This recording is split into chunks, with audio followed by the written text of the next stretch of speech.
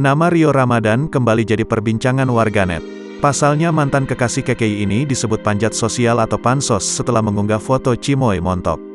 Lama tak muncul setelah putus dengan KKI, Rio Ramadan sempat dikabarkan memiliki seorang kekasih baru. Namun kala itu, namanya masih tetap redup ketimbang saat berpacaran dengan KKI. Hingga akhirnya, di saat KKI telah merubah penampilannya menjadi lebih cantik dan glowing. Rio Ramadan justru berbeda dari sang mantan kekasih, ia masih tetap menghilang dari sosial media. Namun itu dulu, kini Rio Ramadan mendadak muncul di media sosial pada Senin, tanggal 5 Juli tahun 2021 kemarin. Setelah lama hilang, mantan kekasih Rahmawati KKI ini mengunggah foto sosok perempuan cantik. Perempuan tersebut tak lain adalah seleb TikTok Cimoy montok yang kini tampil berhijab.